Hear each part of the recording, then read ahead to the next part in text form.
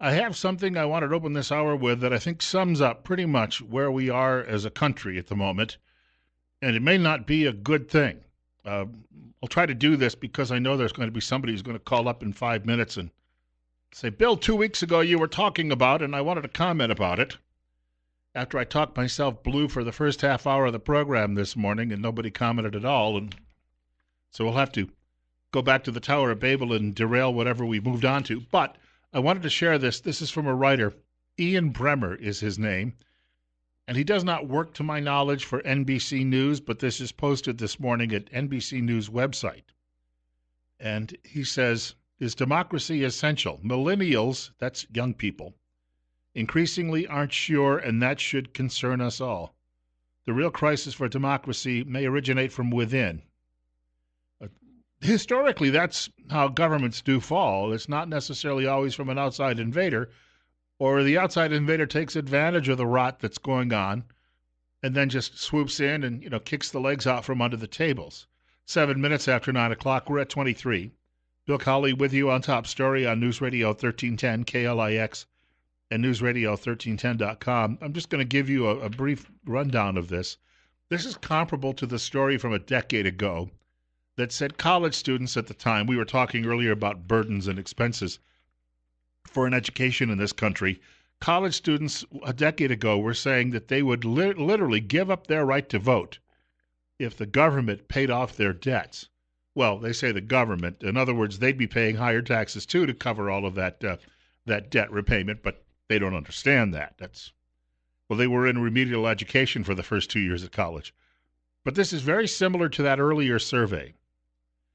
Just 19% of U.S. millennials agreed with the statement that, quote, military takeover is not legitimate in a democracy, unquote.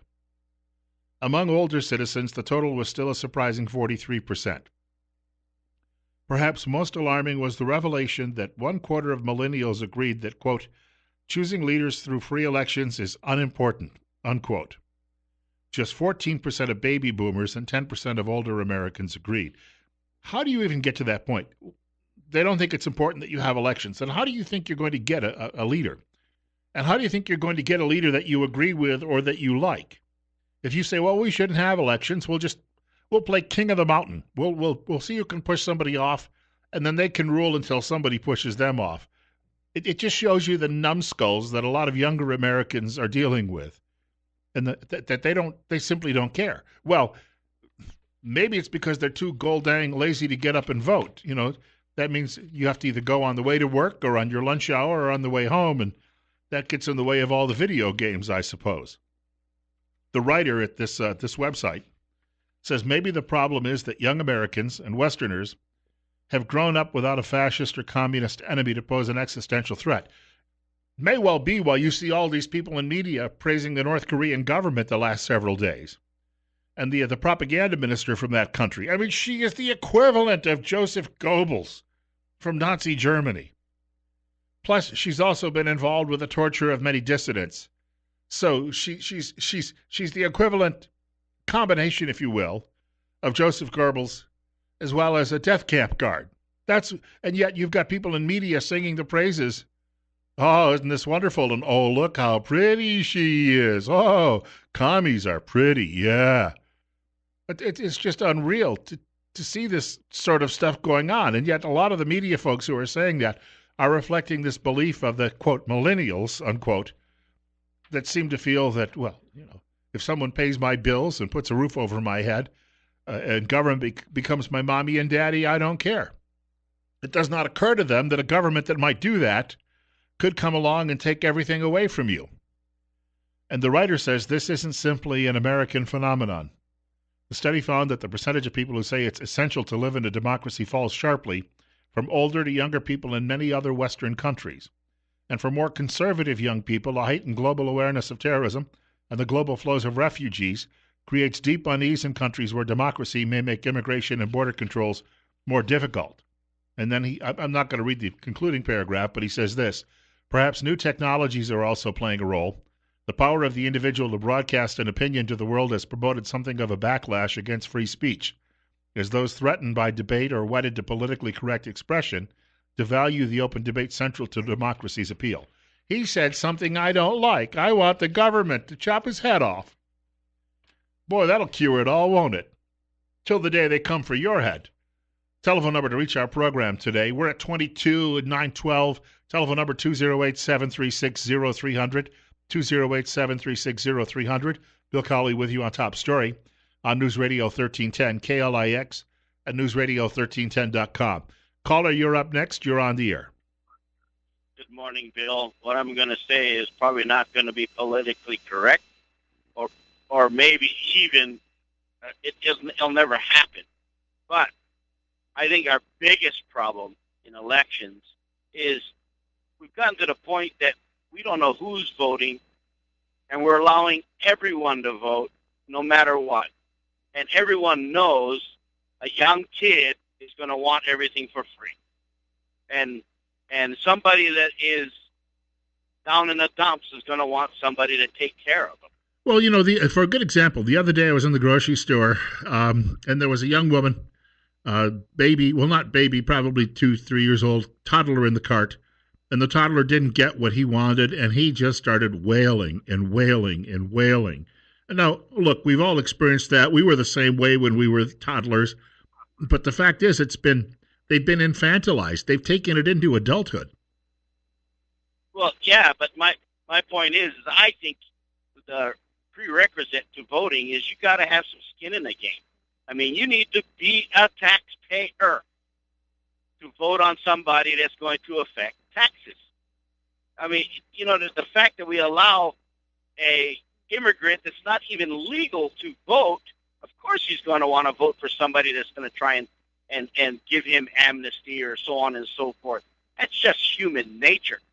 But how do we fix it without, I don't know, demoralizing anyone else? I mean, to tell someone you can't vote because you don't have a job is demoralizing. But maybe that's incentive to get off your back end and go get one. Well, I don't know. I think if somebody's giving you a free lunch, you'd never. I don't know. This is an argument that I don't think we're going to win by just telling people, here's a meal, but in exchange for it, you've got to go make a bad idea. I think in the long run, in the sense that people can take advantage of that, unscrupulous people. We've got a caller with us. Caller, you're up next. It's 9:14 on KLIX. Go ahead. Hey, good morning, Bill. Interesting show today. First of all, a lot of people don't, when you say millennials, they don't know what we're talking about, and it's children or young people that are ages 14 to 36. And as I look back at my life, that's been a really relatively quiet period of time. I was an infant when the Korean War was being fought. I had a father that was in the Second World War. I grew up in a different environment. I was in the military. I was in high school during Vietnam. I was in the military shortly thereafter during the Cold War period. So my take on all of this is kind of melded with where these kids are coming from. My daughters are all older than this age group. I have grandchildren in this age group. I don't find them to be the way that we're generally talking about millennials because of the way that they've been raised in their household. And I think families and homes are still the most important thing. With regard to that wonderful article that Miss Lennox wrote and you and Steve talked about earlier this morning, right? The ratings that she listed, if you go back and take a look, those are ratings that came from United Van Lines. Idaho tops the list of family moves that United Van Lines has made in the last year. She did an excellent job of taking that data and weaving it into what Cato Institute has found every 4 years with regard to freedom and the freedom score. Idaho's freedom score is not listed there. However, there are some things that are said in that article that I found quite disturbing because they're real. Oregon is high on the list, for instance, of family moves by United Van Lines.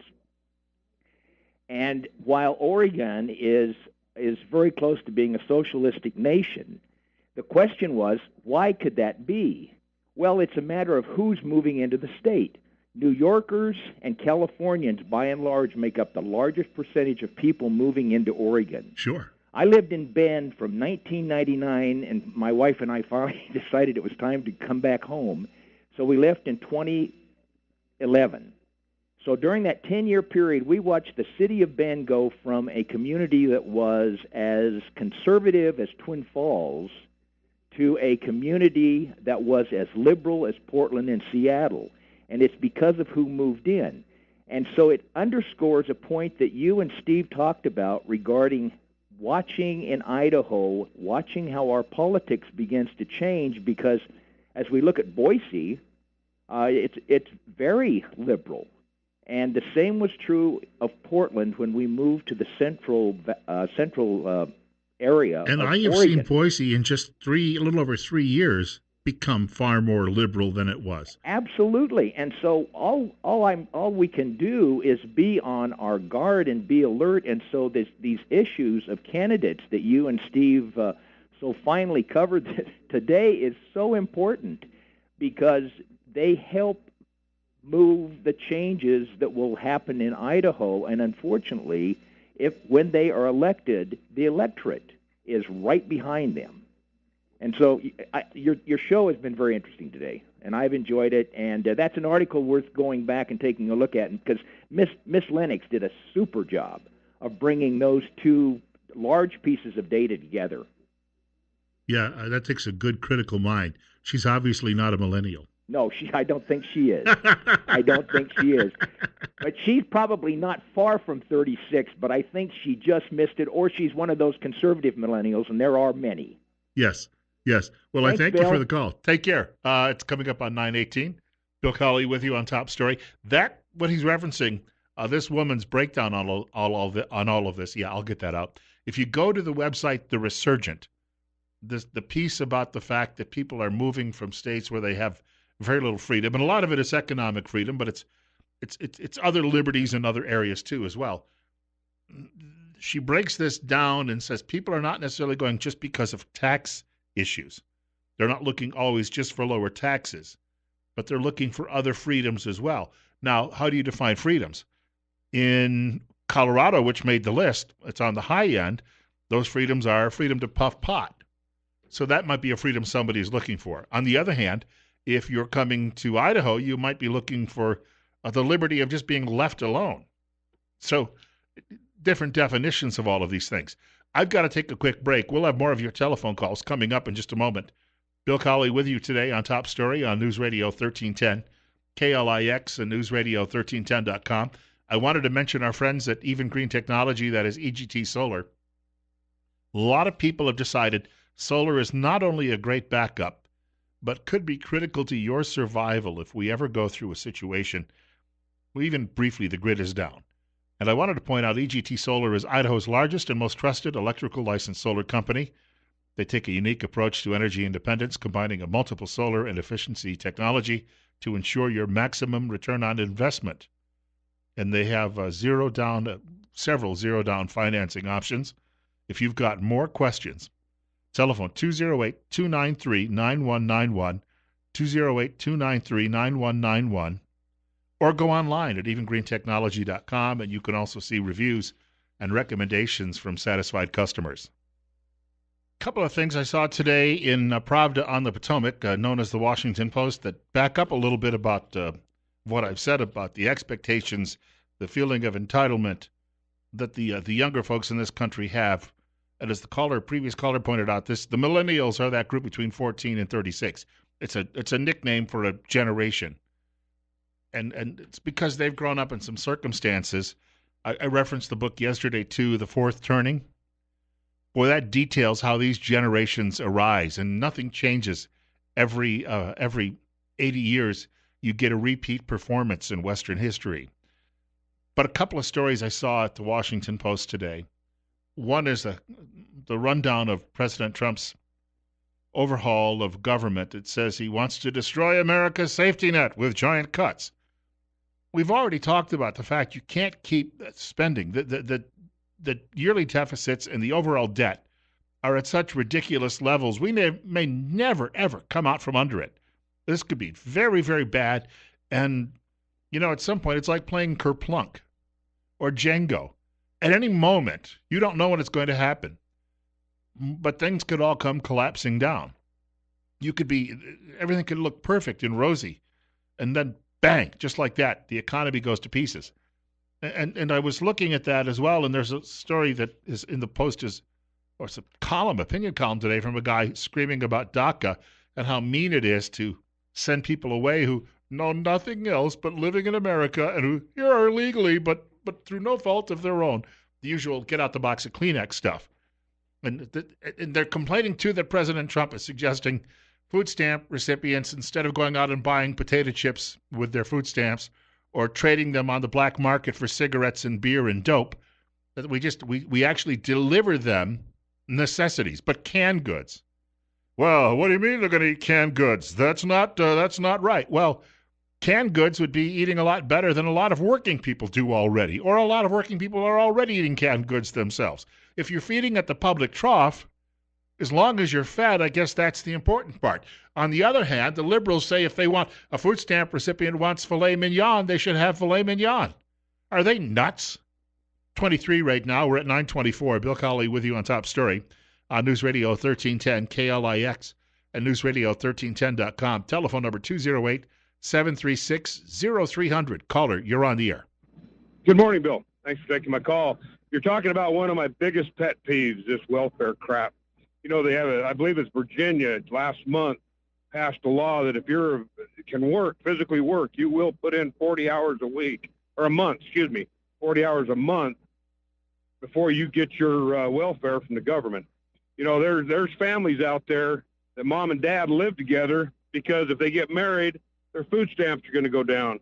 It's nothing less than a gimmick. And if I was in charge of the food stamp program today in Idaho, everybody that's on food stamps would lose 6%. Why would they lose 6%? Because that's what I'm paying in taxes when I go buy my groceries. And it's time they start putting something back in the copper, so they're going to pay their taxes right off the top.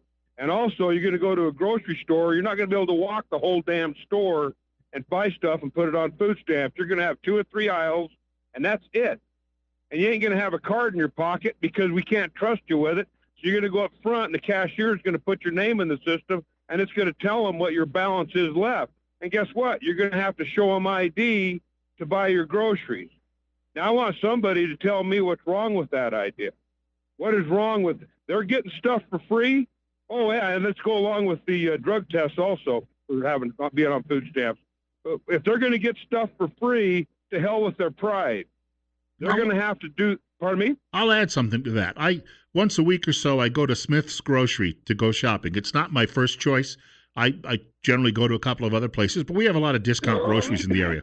But I go to Smith's generally once a week because they have a section where they have the day-old baked goods. So you can go in there, and if you need dinner rolls, you can buy a bag of dinner rolls sometimes for 50 cents. Right. They're not necessarily oven fresh, but they're still pretty soft, and you can go home and you can either freeze them, and I end up buying meat sometimes because it's been discounted. It might have been $5, it's down to $3.25, and I'll buy that meat because I can go home and cook it right away and then freeze it, or freeze it before I cook it. It's a great way to make spaghetti sauce. These are things, and I'm not a poor person. These are things I do because I say to myself, well, I've got to cut here and save here because I want this later on. The problem is to sit here and say that it's unfortunate that food stamp recipients might have to eat a few canned goods now and then, and they get a box of rice and some dry goods. Give me a break. What are the expectations here? I work for a living, and I'm not eating like a king. I understand. I see what you and I had lunch here a few weeks ago. I told you about how I grew up. Right. We never had milk in the fridge. We didn't have bread. Sometimes we didn't have heating oil for our furnace. We'd stand around the damn stove with it opened up, get warm in the morning. It was a little bit miserable. We didn't have milk and the milk programs at school because it cost a couple dollars. But nowadays they won't let kids go through that. They say it's not fair. Well, by God, we made it. Mom and Dad did the best they could. And I resent the hell out of the fact that I got to pay taxes to buy somebody else's milk before I buy milk for my kids. Right. And I just resent the hell out of it. And so people get on your show, or if I happen to run into them and want to cry, you're crying to the wrong person. 'Cause you put yourself in a position, you know. Anyway, Bill, I've taken a lot of time. I ought to get off. Well, you have yourself a great day. Thank you. Hey, thank you. And I'll go to the store, and when I buy breakfast cereal, I don't eat a lot of it anymore. It used to be my I grew up always, I loved breakfast cereal in the sense that I could sit down. My mother used to get so angry because I could eat 3 or 4 bowls of the stuff. My brother and I, fast growing kids, obviously. But, and so my mother started buying powdered milk. That really cut down our consumption a lot. But I don't eat a lot of cereal anymore. But when I do buy some, I go and I buy the great big generic bag because I know it's going to be in the cupboard for a while and it's inexpensive compared to what else I could buy. These are all things you'll learn on your own when you first start working in a job and you're not making a whole lot of money. In my early days in the broadcast business, I would go to the grocery store and I would not buy the Kraft, but I would buy the store brand boxed macaroni with the powdered cheese. And I'd buy that. I'd get 4 of those for $1. And I was living in a state where we didn't have taxes on groceries. So I had $1 in my pocket. I could get 4 of those. And sometimes I could buy the cheapest stick of butter. And I would eat a box of that for dinner, or maybe half a box and save some for later. And then the following day, I would have a second helping of it and say to myself, wow, this is kind of getting to be old, same old, same old. So what can I do to change it? So I might go back to the store and buy an onion for, 25 cents. So I could slice a little onion in on another day. Maybe on the 4th day, I'd throw ketchup on there. One time I bought a little can of mushrooms, and I used those. But I would try to it was the only way to because I was making a car payment, and I had to buy gasoline and do all of those other things and pay rent. And I made those choices. I'm still alive today. But this notion that we can't have other people do it because it would be mean-spirited, give me a break. They need a little adversity in life. 25 right now. It's 9:30. Bill Cowley with you on Top Story. Got more coming up. These illegal aliens, well, that story doesn't go away, and it won't go away next half hour.